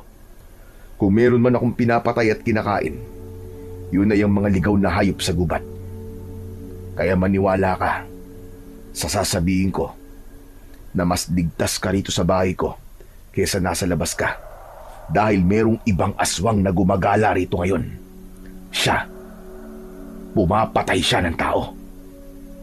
Sorry po talaga, Mang Delpin. Sorry, kasi kahit tinutulungan niyo ako, ay pinag-isipan ko pa rin po kayo ng masama. Huwag ka mag-alala, Otep. Hindi naman ako galit sa'yo eh. Gaya ng sinabi ko ay naiintindihan ko ang ginawa mo kanina. Normal lang yun. Dahil gusto mo lang naman protektahan ang sarili mo. Ang ipinagtataka ko lang po ay kung bakit mas pinili niyo pong huwag pumatay ng tao. Kasi nga aswang kayo, di ba? Sigurado po ako na meron dahilan kung bakit ganyang buhay po ang napili niyo. Dahil minsan sa buhay ko, ay may isang taong nagpakita sa akin ng kabutihan. Naging kaibigan ko siya noon. At kahit nalaman niya na isa akong aswang, ay hindi nagbago ang pagtingin niya sa akin. At nang nalaman ng iba na isa akong aswang, pinagtanggol niya pa ako. Sa kasamaang palad, pinatay ng pamilya ko ang kaibigan ko. Doon na ako nagalit ng tuluyan sa aking pamilya. Kaya pinili kong maglayas at magpakalayo-layo sa kanila. At bilang pag-alala sa pagkakaibigan namin ng taong yun, ay nangako kong hindi ako papatay ng tao kahit kailan. Nakakalungkot naman po ang nangyari sa inyo. Pero parang pinagtagpo po pala tayo ng tadhana kasi parehas po tayo naglayas sa pamilya natin. Ako naman po, sa tita ko, kasi binubugbog niya po ako. Meron pa po pala akong itatanong. Hindi po ba talaga kayo ang pumatay kay Kuya Jomari? Bakit mo pa tinatanong yan? Di ba sinundan mo ako sa gubat? Hindi mo ba narinig ang pinag-usapan namin ng lolo ni Jomari? Hindi ko po narinig lahat kasi nung naging aswang na po kayo, tumakbo na po ako kasi natakot po ako eh. Hindi ako ang pumatay kay Jomari. Kahit naiinis ako sa kanya, ay hindi ko gagamitin ang pagiging aswang ko para patayin siya. Pero sigurado ako na aswang ang pumatay sa kanya. Isang aswang na ngayon ay nandito sa baryo natin. Ano po kaya kung labanan niyo po yung aswang na yun? Para kahit malaman ng ibang tao na isa po kayong aswang, ay makikita nila na hindi kayo masama. Ang totoo ay pinag-iisipan ko ng labanan ng aswang na yon. Nararamdaman ko kasi na hindi si Jomari ang magiging huling biktima niya. Pero duda ako sa sinabi mo na matatanggap ako ng mga tao kapag nakita nila na nilalabanan ko yung aswang. Karamihan kasi sa mga tao ay nagbabase sa itsura. At kung malalaman nila na isa akong aswang, kahit gumawa ako ng sandamukal na kabutihan, ay masama pa rin ang tingin nila sa akin. Hindi lahat ay kagaya mong mag-isip, Otep. Sa bagay, tama po kayo. Kahit papano, ay naiintindihan ko po kayo sa sinabi nyo. Ako naman po, porke gusgusin ako at palaboy, ay masama na po ang tingin nila sa akin. Karamihan po ay iniisip na nagnanakaw po ko o kaya palaging gagawa ng masama. Talagang parehas po pala tayo ng kapalaran, no? Napakarami mo talagang alam na bata ka. Pero tatanungin kita, Otep. Ngayong nalaman mo na isa akong aswang, ayos lang ba sa'yo na tumira ka sa bahay na to ng kasama ko? Oo naman po. Natakot man po ako kanina pero naipaliwanag niyo naman po sa akin na maayos ang lahat at naniniwala po ako sa inyo, Mang Delpin. Nararamdaman ko pong nagsasabi po kayo ng totoo. Saka naisip ko na rin po na totoo po ang sinabi niyo na kung masamang aswang po kayo, ay matagal na po sana akong patay. Maraming salamat sa pagtitiwala at paniniwala mo sa akin. Ikaw pa lang ang pangalawang tao na tinanggap ako kahit isa akong aswang. Alam ko naman po kasing mabait kayo. Pero ano po palang pinag-usapan niyo ng lolo ni Jomari? Okay lang po bang malaman? Sabi niya na nandito siya para ipaghiganti ang pagkamatay ng apo niya. Alam niyang aswang ako pero aniya ay hindi niya ako papatayin dahil hindi siya sigurado kung ako ba talaga ang pumatay sa apo niya. Pero hindi ako natatakot sa kanya dahil wala akong kinalaman sa kamatayan ni Jomari. Malinis ang konsensya ko. Baka po ipagkalat niya na isa po kayong aswang. Paniguradong magagalit po ang mga tao sa inyo at iisipin po nila na masama ka. Yan nga rin ang iniisip ko eh. Pero ayokong problemahin yan. Saka na ako mag-iisip ng dapat kong gawin. kapag nandyan na ang problema. Pero sa ngayon, ay magpahinga na tayo. Masyado nang malalim ang gabi. Sige po, matulog na tayo. Pero Mang Delphin, sorry po ulit talaga sa ginawa ko kanina ah. At nagpapasalamat po ulit ako sa lahat po ng tulong niyo sa akin. Hindi ako naging handa sa ginawa ni Otep. Bigla na naman niya akong niyakap ng maigpit. Itutulak ko sana siya palayo, pero nakaramdam ako ng kapayapaan sa pagyakap niyang yun sa akin. Hindi ako gumanti ng yakap, pero hinayaan ko lang siyang yakapin ako. Pakiramdam ko ay unti-unting nilulusaw ng yakap ni Otep ang lahat ng pangamba sa aking dibdib ng sandaling yon. Kinabukasan ay nakiramdam ako sa paligid. Lihim kong pinagmasdan ang reaksyon ng mga tao habang naglalakad ako papunta sa trabaho ko. Wala akong nakitang kakaiba, kaya nahinuha ako na hindi pinagsabi ni Mang Matyas na isa akong aswang. Kahit papano ay nakahinga ko ng maluwag. Pagsapit ng hapon ay umuwi na ako sa bahay. Nagulat ako dahil naroon si Matyas. Magkausap sila ni Otep sa loob. Mang Matyas, andito na po si Mang Delphin. Alam ko. Nakikita ko siya. Hindi ako bulag. Anong kailangan mo? Bakit nandito ka sa bahay ko? Kailangan kita makausap. May bagay akong dapat sabihin sa'yo. Otep, lumabas ka muna. May pag-uusapan lang kami ni Mang Matyas. Sige po. Hinintay kong makalabas si Otep bago ako umupo sa bangko na nasa harapan ni Mang Matyas. Diretso akong tumingin sa kanya. Ang batang yun si Otep. Kaano-ano mo siya? Alam kong hindi siya isang aswang. Kaya nagtataka ko kung bakit magkasama kayo sa iisang bahay.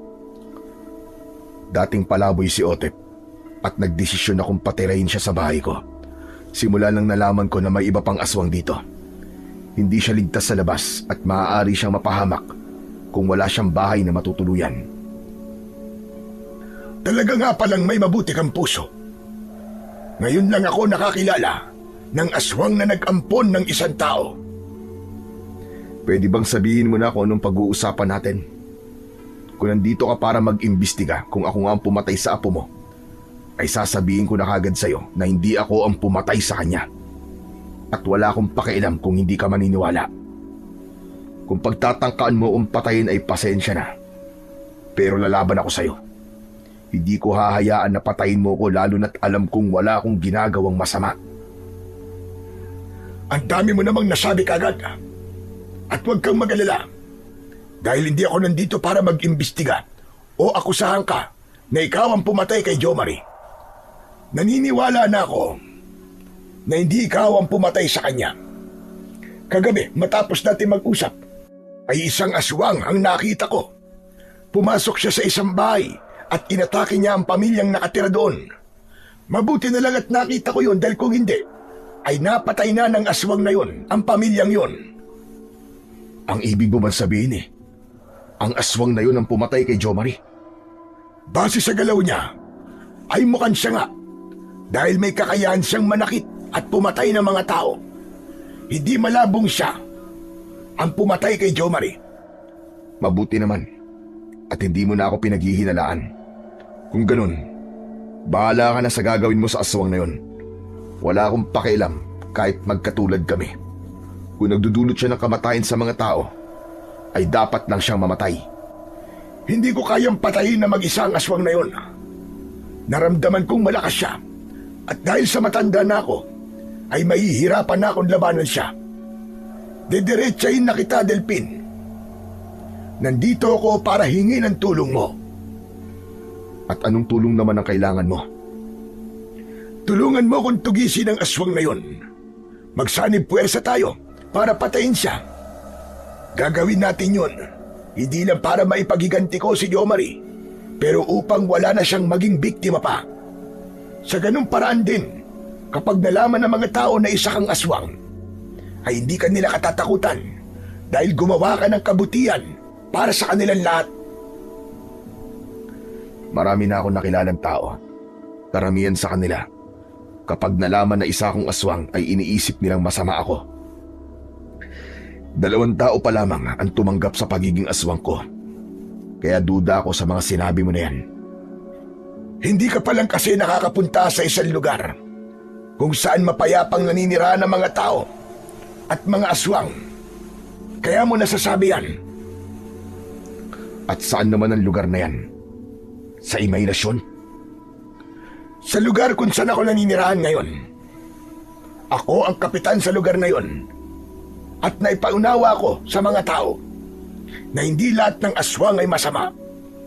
Kaya sa ngayon, ay hindi lang mga tao ang naroroon, kundi pati mga aswang. Kahit isang beses, ay hindi nagkaroon ng gulo sa lugar na yon. Pero saka na natin pag-usapan yan. Ang gusto kong malaman, kung handa ka bang tulungan ako na patayin ng aswang na tinutukoy ko. Sige, pupayag akong tulungan ka sa bagay na yan. Pero hindi ko gagawin yan para ipakita sa mga tao rito na dapat nila akong tanggapin. Gagawin ko yan para maging tahimik na ang lugar na ito. Ayos! Masaya ko na makikipagtulungan ka sa akin. Ngayon, ay mas lalo na akong naniniwalang hindi ikaw ang pumatay kay Jomari. Isa kang ang mabuting aswang, Delphine. Bukod sa tinutulungan mo ang isang bata, ay kaya mo ring labanan ang kalahi mo para sa kapakanana ng mga tao. Kailan natin sisimulan ng pagtugi sa aswang? Ayoko nang patagalin pa ang takot ng mga tao rito. Mamayang gabi ay tutugisin na natin ang aswang at sisiguraduhin natin na hindi na sasisikatan pa ng araw. Babalik ako rito mamayang gabi. Muli, maraming salamat sa iyo, Delphine. Matapos yun, ay tumayo na si Mang Matyas at inilihad niya ang isa niyang kamay. May pag-aalinlangan na tinanggap ko ang kamay niya dahil hindi ako sanay na gawin ng ganung bagay. At nang umalis na si Mang Matyas, ay naiwan akong nakatulala. Maya-maya ay pumasok ng muli si Otep at hindi na ako nagulat nang mag-usisa siya. Ano pong sinabi sa inyo ng lolo ni Kuya Jomari? Gusto niyang makipagtulungan ako sa kanya sa pagtugis at pagpatay sa aswang na pumatay kay Jomari. Pumayag po ba kayo? Oo, Otep. Naisip ko kasi ang mga tao rito. Hindi na sila namumuhay ng normal, kundi nabubuhay na sila sa takot. Wala akong ibang gusto, kundi ang bumalik ng katahimikan dito. At alam kong mangyayari lang yon kung mamamatay ang aswang na yon. Hindi na po ako nagulat na pumayag po kayo sa gusto ni Mang Matyas. Talagang likas na po kasi sa inyo tumulong sa mga tao. Pero mag-iingat po kayo Baka po kasi may masamang mangyari sa inyo Ayoko pong mawala ka kasi ikaw lang po ang taong nagpakita sa akin ng malasakit. Kahit papaano po, ay napalapit na po kayo sa akin. Hindi ako sanay na sabihin to. Pero maging ako ay napalapit na rin sa'yo. Lalo na nang nalaman ko na halos magkaparehas pala tayo ng pinagdaanan sa buhay. At hindi ako papayag na mamamatay ako dahil wala ka nang makakasama dito sa bahay. Hindi ko po inaasahan na maririnig ko po sa inyo mga salitang yan. Kaya napakasaya ko po, Mang Delphine. Pakiramdam ko po ay nagkaroon po ako ng tatay nang dahil sa inyo. Basta, huwag kang masyado mag-alala. 2 naman kami ni Mang Matyas na makikipaglaban sa aswang. Isa pa, may kaalaman naman siya sa pakikipaglaban sa aswang. Kaya hindi ako masyadong kinakabahan. Sigurado ako na walang magiging laban ng aswang na yon sa aming dalawa. Sinabi ko lang yon kay Otep para hindi na siya masyadong kabahan. Ang totoo ay may takot pa rin akong nararamdaman dahil yun ang unang beses na makikipaglaban ako sa kapwa ko aswang.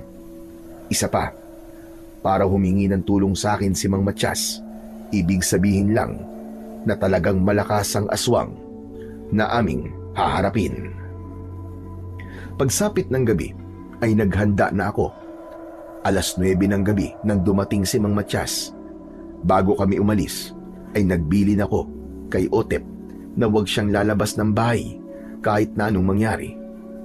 Nangako siya na susundin niya ang sinabi ko at ipagdadasal niya ang tagumpay namin ni Matias. Hindi nagtagal ay naglalakad na kami ni Matias sa labas. Tinalasan ko ang aking pakiramdam. Sa una ay sa mismong baryo kami naglalakad-lakad hanggang sa naisipan naming magtungo sa gubat dahil baka dun nagtatago ang aswang. Ano pala ang dahilan? At hindi kayo magkasama ni Jomari nung nabubuhay pa siya? Matigas kasi ang ulo ng apo ko na yon. Ang totoo ay gusto ko sana siyang sanayin para matutunan niya ang kakayahan ko bilang isang antingerong manunugis. Pero ayaw niya. Kaya mas pinili niyang lumayo para magawa niyang gusto niya. Nasabi mo nga pala na hindi kayo magkasundo. Bakit? Mayabang kasi ang apo niyo eh. Paborito niya akong yabangan. Dahil siguro dayo lang ako sa lugar na to. Hindi na ako nagulat sa sinabi mong yan. Ganyan na siya noon pa man, kahit sa lugar kung saan kami nakatira. Halos araw-araw na ginawa ng Diyos ay may nakakaaway siya. Minsan nga, iniisip ko na kasalanan ko kung bakit siya naging ganun dahil hindi ko siya naalagaan ng maayos. Masyado akong tumutok sa pakikipaglaban sa mga aswang at pagligtas sa buhay ng ibang tao. Gusto ko pa sanang bumawi sa kanya. Pero yun nga, wala na. Huli na ang lahat. Huwag mong sisihin ang sarili mo sa nangyari kay Jomari. May sarili siyang pag-iisip at siyang pumili kung paano siya nabuhay. Oo nga pala, naisip ko na masyadong malawak ang gubat na to. Mas makakabuti siguro kung maghiwalay tayo para mas madali nating mahanap ang aswang. Sinang-ayun na naman ni Mang Matias ang suwestyon ko. Naghiwalay kami at makalipas lamang ang ilang minuto ng paglalakad ng mag-isa ay may kakaiba kong naramdaman. Isa kong aswang, kaya alam ko kung may aswang din sa paligid. Huminto ako at nilibot ko ang aking paningin sa buong paligid. Huwag kang magtago. Magpakita ka sa akin. Harapin mo ako. Nakarinig ako ng kaluskos sa aking likuran. Nang lumingon ako, ay nagimbal ako nang nakita ko ang aswang. Nanlamig ang buong katawan ko dahil kilala ko ang aswang na yon. Walang iba, kundi ang aking ama na si Fausto.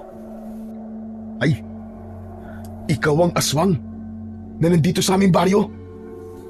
At ako rin, ang aswang na pumatay sa lalaking nakatuklas ng pagiging aswang mo. Ginawa ko yun upang protektahan ka.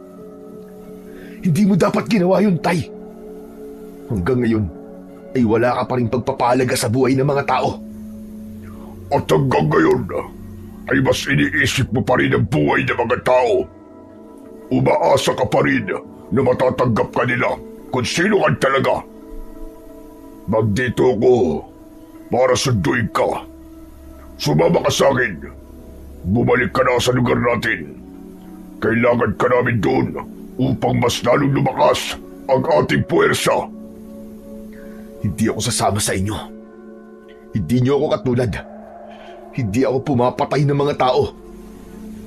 Isa kang aswang at nilikha ka para pumatay. Ang mga tao, sila ang pagkain natin. Nabubuhay sila para sa atin. Umalis ka na rito at huwag ka nang babalik. Wala akong dahilan para sumama sa'yo at mabuhay kung paano niyo ako gustong mabuhay. Kung hindi ka sasama sa akin, ay hindi ako aalis dito. Mananatili ako sa lugar na ito at gabi-gabi akong papatay ng mga tao hanggang sa sumunod ka na sa gusto ko. Hindi mo na ako pwedeng diktahan sa kung ano ang dapat kong gawin. Simula nang umalis ako sa impyernong bahay na yon, ay kinalimutan ko nang meron akong pamilya. Dahil kahit kailan, ay hindi naman tayo naging pamilya. At kung hindi ka aalis dito, mapipilitan akong labanan ka. At anong gagawin mo? Papatayin mo ko? Ayokong umabot sa ganyan. Pero kung hihingi ng pagkakataon ay kaya kitang patayin. Total kahit minsan naman ay hindi mo ako'y tinuring na anak. Dinala niyo lang kami ng mga kapatid ko sa mundong ito para meron kayong tagapagmana ng kasamaan ninyo. Sa mga sinabi mo ngayon, ay malinaw na kahit na anong sabihin ko ay hindi ka talaga susunod sa kung anong gusto ko. Tama ka. Nabubuhay kayo ng mga kapatid mo para magpatuloy lamang ang ating lahi. Nandito kayo sa mundo para mas palakasin ang ating pamilya. At kung kaya mo akong patayin, ay kaya ko rin yung gawin sa'yo. Mas mabuti pang ang patayin na lang kita ngayon din.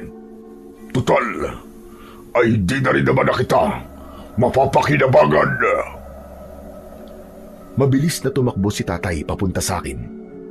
Sa isang kisap mata ay nag-anyong aswang ako at sinalubong ko siya. Nagsagpong ang aming mga kamay. Itinulak namin ng isa't isa habang matiim na magkahinang ang aming mga mata. Naglaban ang aming lakas.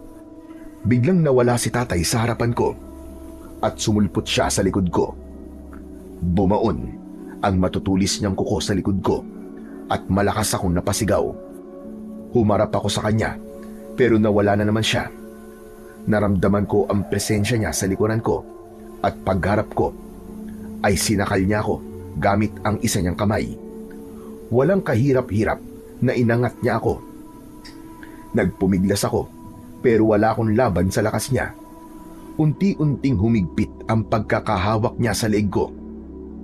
Bahagya pa akong nahirapan sa paghinga ko at alam ko na kapag hindi ako nakawala sa pagkakasakal niya sa akin, ay yun na ang magiging sanhi ng aking kamatayan. Inaakala mo ba na dahil sa anak kita ay hindi na kita kayang patayin? Nagkakamali ka. Bagay lang ang tingin ko sa mga anak ko. At kung hindi ko na kayo mapapakinabangan, ay kaya-kaya ko kayong burahin sa mundo. Walang hiya ka. Kaya pala noon pa man, ay hindi ko na naramdaman na anak ang turing mo sa akin. At wala akong pinagsisisihan na umalis ako sa pamilya natin. Yun ang pinakatamang bagay na nagawa ko sa buong buhay ko. Dahil mga demonyo kayo. Mga demonyong pumapatay ng tao. Masasabi mo pa kayang tama ang ginawa mo kapag pinatay na kita ngayon? Sayang, Delphin. Sayang. Nakikita ko pa naman na magiging isa ka sa pinakamalakas at kinatatakutang aswang. Pero binigo mo ko. Binigo mo ang buong lahi natin. Nanlaki ang mga mata ko. Nang mula sa likuran ng tatay ko ay sumulpot si Matias. Hinugot niya mula sa kanyang tungkod ang matalas niyang espada at walang pagdadalawang isip na itinarak niya yon sa likod ng aking ama. Napamaang ang tatay ko at hindi siya makapaniwala sa nangyari. Gulat na gulat siya. Nabitiwan niya ako at bumagsak ako sa lupa habang habol ko ang aking paghinga. Hinugot ni Mang Matias ang espada at marahang humarap si tatay sa matandang lalaki. Sa wakas, nagkaharap na rin tayo, hayop ka. Hindi ko akalain na may amang kagaya mo. Napakasama mo. Kaya dapat lang sa'yo ang mamatay. Bilang huling pag-atake, ay ibinaon muli ni Mang Matias ang espada sa tapat mismo ng puso ni tatay. Pinagdiinan niya yon ng gusto. Hinugot niya pang muli at muli niyang sinaksak hanggang sa tumagos yun sa likod ni tatay. Hindi niya na nagawang makalaban. Napaluhod siya sa lupa at nang bumagsak siya ay agad na siyang binawian ng buhay. Nanginginig ang buong katawan ko habang nakatingin ako sa tatay ko. May luhang naglandas sa aking magkabila ang pisngi. Bilang anak niya, ay masakit din para sa akin na namatay ang tatay ko. Pero naisip ko na baka yun ang dapat na mangyari dahil kung hindi siya mawawala, ay mas maraming buhay ang kukunin niya at kasama na roon ang buhay ko. Magkasama kaming bumalik ni Mang Matyas sa bahay ko at agad kaming sinalubong ni Otep. Labis siyang nag-alala nang nakita niyang may sugat ako at puno ng dugo. Pero sinabi ko sa kanya na ayos lang ako. Nang sabihin ko kay Otep na napatay na ni Mang Matyas ang aswang, ay labis ang kanyang kasiyahan na naramdaman. Tapos na ang misyon ko sa lugar na ito. Kaya maaari na akong umalis. Delphin, maraming salamat sa iyo. Salamat sa tulong mo. Ikaw ay isang buhay na patunay na hindi lahat ng aswang ay kampon ni Satanas. Hindi lahat ng aswang ay masama. Isang karangalan po para sa akin ang matulungan kayo.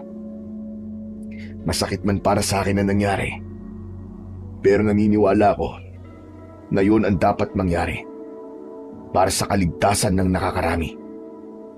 Pero hindi ba sabi niyo ay nakatira kayo sa isang lugar kung saan mapayapang magkasama ang mga tao at aswang?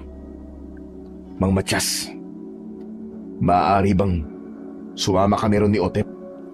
Sa tingin ko, ayun ang lugar na nababagay para sa akin. Oo naman. Maganda yung naging desisyon mo. Magandang ideya. Sigurado ako na magiging mas maayos ang buhay mo ron dahil hindi mo kailangang itago sa lugar na yun ang totoo mong pagkatao. Ang totoong ikaw. Pero sandali lang ho, Mang Matyas. Tatanungin ko lang tong kasama kong makulit na bata. Otep, papayag ka ba na sumama sa akin dun sa lugar nila Mang Matyas? Oo naman po. Kailangan pa bang itanong yan? Gusto ko po na kung nasan po kayo, ay nandun din po ako. Para niyo po akong alalay. Matapos ang lahat, ay sumama na kami ni Otep sa lugar ni Mang Matyas. Pansamantala kaming nakatira sa bahay niya habang ginagawa ko ang magiging bahay naming dalawa ni Otep. Hindi ko inasahan na marami ang tutulong sa akin para maging mas mabilis ang pagtatapos sa aming bahay. Doon ko nakita na totoo nga ang sinabi ni Mang Matyas. Sa lugar na yon ay mapayapang namumuhay ang mga tao at mga aswang ng magkakasama. Walang takot at walang panghusga na nangyayari. Unti-unti, naramdaman kong hindi na ako dayuhan sa isang lugar at hindi ko na kailangang itago ang totoong ako. Hanggang ngayon ay sa lugar na yun pa rin kami nakatira ni Otep. Itinuring ko ng tunay kong anak si Otep at nagsumikap akong mabigyan siya ng maayos na buhay. At sa mga pinagdaanan ko, natutunan ko na hindi mahalaga kung sino o ano ang iyong pinagmulan. Dahil ang importante ay kung paano ka nabubuhay. At kahit ang isang aswang ay kayang gumawa ng kabutihan. At isa tong patunay na hindi dapat tayo bumase sa itsura ng isang nilalang, kundi sa kung ano ang nilalaman ng puso niya. Hanggang dito na lamang po ang aking kwento. Sana po ay nagustuhan nyo at sana ay may natutunan po kayo na magandang aral. Sa mundong puno ng mabilis na panghusga at mabibigat na salita at madalas nating nakakalimutan, na ang bawat taong ating tinitignan ay may sariling laban na hindi natin nakikita. Ang panghusga ay hindi lamang sugat na naiiwan sa puso ng iba, kundi isang kasalanan na unti-unting sumisira sa ating sariling pagkatao at sa ating espiritu. Kapag hinusgahan natin ang kapwa natin, inilalagay natin ang sarili natin sa posisyon na tanging ang Diyos lamang ang may karapatang hawakan. Ang pagiging hukom ng puso at kaluluwa, hindi natin alam ang kanilang pinagdaraanan, ang kanilang mga luha sa katahimikan, o ang kanilang mga panalangin sa gitna ng dilim. Kaya't ang bawat mapanghusgang salita ay maaaring maging bato na nagpapabigat sa kanilang pasanin at maaaring magtulak sa kanila palayo sa pag-asa at magandang buhay. Ang tunay na lakas ng isang tao ay hindi nasusukat sa kakayahang maghanap ng mali sa iba, kundi sa kakayahang umunawa, magpatawad at magmahal kahit hindi lubos na nauunawaan ang kabuuan ng sitwasyon. Sa huli, ang awa ang nagpapalapit sa atin sa Panginoong Diyos, hindi ang paghatol o panghusga. Ang malasakit ang nagpapagaling ng sugat, hindi ang panghusga. Kaya bago tayo magsalita laban sa kapwa, alalahanin nating ang bawat isa ay nangangailangan ng biyaya. At tulad nila, tayo rin ay nabubuhay lamang sa biyayang yon. Sabi nga sa Mateo, Kabanata 7, talata 1 hanggang 2, huwag kayong humatol upang hindi kayo hatulan, sapagkat sa hatol na inyong ihahatol ay hahatulan din kayo. Sabi rin sa Roma, Kabanata 14, talata 13, kaya nga huwag na tayong maghatulan pa sa isa't isa. Sabi rin sa Santiago, Kabanata 4, talata 11 hanggang 12, huwag kayong magsalita laban sa isa't isa. Iisa ang tagapagbigay ng kautusan at hukom. Sabi rin sa Lucas, Kabanata 6, talata 37, huwag kayong humatol at hindi kayo hahatulan. Magpatawad kayo at kayo'y patatawarin. At panghuli, sabi sa Juan, Kabanata 8, talata 7, ang walang kasalanan sa inyo ang unang bumato.